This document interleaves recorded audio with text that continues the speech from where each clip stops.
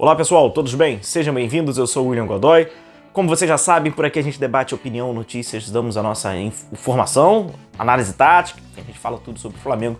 Já deixar o convite para vocês acompanharem. Cara, importante também, hoje 6 horas, né? O que a gente tem hoje 6 horas? Nossa live, resenha pré-jogo, antes da bola rolar no Castelão, Fortaleza e Flamengo, um jogo importante, um jogo que o Flamengo tem que negociar a vitória apenas, a gente sabe da pretensão, a gente sabe da dificuldade, mas o Flamengo precisa sair com 3 pontos de Fortaleza, então já vou deixar o convite para você participar da nossa resenha pré-jogo, a nossa live aqui no canal. Vamos falar sobre essa possível escalação do Flamengo, um time que foi treinado pelo Renato Gaúcho, então a gente vai entender um pouco quais são esses 11 jogadores, é muito parecido com o que entrou contra o Bragantino, logicamente, não tem muita diferença não, mas a gente, infelizmente, cara, o canal virou praticamente nos últimos dias especialistas, não, especialista não, tô brincando, com todo respeito a quem é especialista de fato. A gente tá fazendo um intensivão de lesões musculares, né, cara? É o assunto, infelizmente, é o assunto que acaba predominando pro Flamengo e veio lá do Uruguai, veio do Arrascaeta, né? E segundo o laudo, o exame que o Arrascaeta fez, os médicos da seleção uruguaia constataram grau 2, cara, e aí é outra conversa, tá?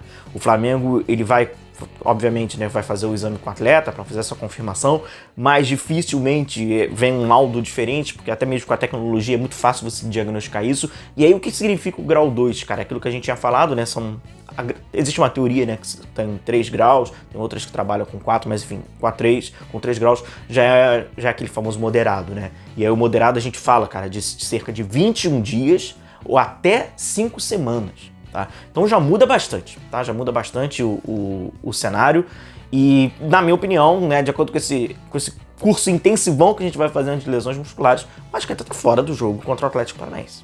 Tá? O jogo de ida não tem a menor condição dele jogar, quiçá o jogo da volta, tá? Porque a gente sim vai estar falando de cerca de 30 dias, pegando mais ou menos essa média, né, de 21 a 6 semanas, enfim. Então, muito difícil. O Arrascaeta tá apto para jogar praticamente daqui a pouco na Arena da Baixada, o jogo de ida da Copa do Brasil. Então, o Arrascaeta, eu apostaria minhas fichas, não sou médico aqui, mas dando a minha opinião, eu aposto minhas fichas que o Arrascaeta fora do jogo de ida contra a Copa do Brasil. É improvável, de fato, que ele possa entrar em campo. Inclusive, essa má notícia, né, na minha interpretação, não é todo mundo, né? É uma péssima notícia pro Flamengo, passa um pouco pela escalação de hoje e a gente vai entender um pouco a lógica. O Flamengo vai ter que solucionar como é jogar sem o seu cérebro, como é jogar sem o seu principal jogador para dar o último passe, sem jogar com o seu jogador que tem a melhor visão em campo, assistências, o cara que dá um equilíbrio ali no último terço, enfim, vai passar inclusive hoje pela escalação. O que o Renato Gaúcho treinou ontem e que possivelmente vai ser aplicado hoje, né, no jogo contra o Fortaleza, é com o Diego Alves no gol, vai retornando, goleiro titular do Flamengo.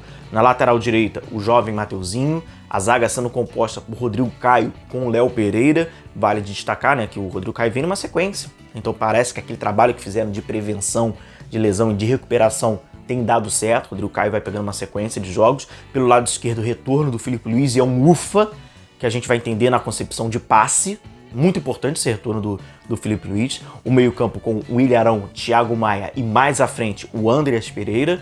Pelo lado direito vai ser o Vitinho, pelo lado esquerdo é o Bruno Henrique e lá na frente é o Pedro. E o que não funcionou no último jogo contra o Bragantino, e existe uma possibilidade, o Flamengo tem que apostar nisso, que tem que melhorar, é esse 4-2-3-1 na frente com o Pedro e trazendo como um meio campo, né, o miolo desse time, o cérebro desse time, né, com o Arão, Thiago Maia e com o Andreas, o Flamengo conseguir encontrar um passe. O Flamengo tem que se encontrar aqui. No último jogo contra o Bragantino, até mesmo em virtude da escalação, dos jogadores estarem mal, o Thiago Maia fez um dos piores jogos do Thiago Maia, né? Mais recentemente foi um jogo muito ruim do Thiago Maia. O Flamengo não teve passe, então ele não encontrava o Andreas no entre-linhas. Até o Vitinho fez alguns movimentos para cair para o meio, para tentar povoar, para criar mais numerosidade por ali, para tentar criar alguma coisa no entre-linhas. Aí, obviamente, já exige a ultrapassagem do Mateuzinho, né? O corredor é aberto exatamente para o Mateuzinho explorá-lo. O Flamengo fez uma jogada que eu até falei, né? Foi quando o Vitinho encontrou um passe em profundidade para o Mateuzinho passou e foi quando o Flamengo conseguiu criar essa oportunidade. Mas, de fato, o que mais implicou no jogo com o Bragantino, a maior deficiência do Flamengo nesse jogo, foi a pobreza no passe. E ele também passa agora pelo Filipe Luiz, né? O Filipe Luiz é um cara que tem a qualidade no passe. O Filipe Luiz, ele é um lateral esquerdo, mas ele é um lateral esquerdo construtor. A gente já cansou de falar sobre isso. E a diferença entre ele e o René, a discrepância é gigante, né? Obviamente é injusto, inclusive, a comparação, mas o René é um cara que tem um passe ruim e o Filipe Luís é um cara que tem um ótimo passe. É um dos melhores passadores, inclusive, do Flamengo, quando a gente fala de perspectiva de quebrar linha e tal. Então, quando tem o Filipe Luís quebrando passe, o Willian Arão e agora com o Thiago Maia, torcer pro Thiago Maia fazer um jogo melhor, possivelmente o Andrés vai entrar para esse jogo. O Andrés vai participar. O Andrés estava completamente fora do jogo contra o Bragantino. Então é um jogo muito importante pro Flamengo. O Flamengo vem, né, com essa equipe. A gente pode botar em aspas, é aquilo que o Flamengo tem de melhor, né? Inclusive pela ótica do Renato. Se não funcionou no último jogo, cabe ao treinador, né, treinar, entrosar esse time e se acredita nessa convicção, não é por causa de um jogo que não deu certo, que não tem que repetir e abortar. Porque se for assim, realmente você não tem sequência de ideia nenhuma. Você fica, né, saltitando entre algumas opções. Então, repete esse meio campo com os 3 jogadores, né, com o Arão, com o Thiago Maia e com o Andrés. E aí, quando a gente fala da ausência do Arrascaeta, a gente está falando disso. Quem vai ser o substituto do Arrascaeta? Quem vai fazer esse papel do Arrascaeta? Como vai ser essa lógica do meio-campo do Flamengo sem o Arrascaeta pro jogo contra o Atlético Paranaense, esse jogo de semifinal? Porque tem 2 opções, né, cara? Sem invencionice, né? Teriam 2 opções.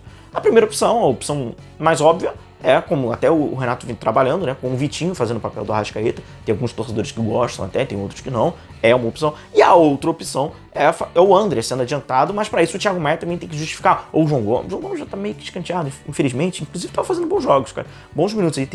Os últimos minutos até do João Gomes, ele aproveitou muito bem. Mas enfim, parte lá do princípio lá do Renato tá meio que escanteado.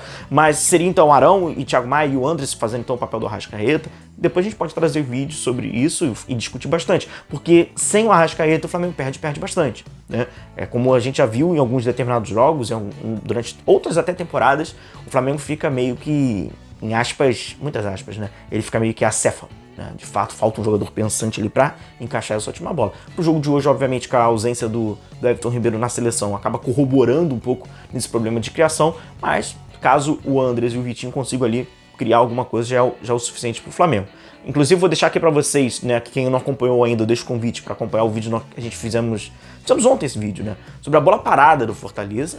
É uma bola parada muito importante, é uma bola parada perigosa. Então o link vai estar, cara, eu sempre confundo, mas eu acredito. Eu aposto que está desse lado aqui, beleza? Então a gente vai falar, ou aqui a gente falou sobre essa jogada forte do Vojvoda, essa jogada forte da bola parada, o porquê o Fortaleza tem se notabilizado em bolas paradas ofensivas, qual o circuito, a gente fala inclusive, faz uma correlação com outros esportes, com basquete, eu acho que é bacana para você acompanhar, então vou deixar o link, beleza? Então hoje, reforçando, 6 horas, a gente vai fazer a nossa live pré-jogo Flamengo e Fortaleza, um jogo muito importante pelo Campeonato Brasileiro. Tá bom, galera? Então até logo mais o nosso encontro. Se você quiser, depois assiste esse vídeo que a gente fez sobre essa bola aérea, essa forte que o Flamengo tem que se organizar defensivamente na bola parada, mas daqui a pouquinho a gente se vê. Daqui a pouco tem jogo do Flamengo, nosso compromisso, então 6 horas, conecta aqui no canal. Valeu, galera, um forte abraço a todos vocês, continue se cuidando, até logo mais, um abraço, tchau, tchau.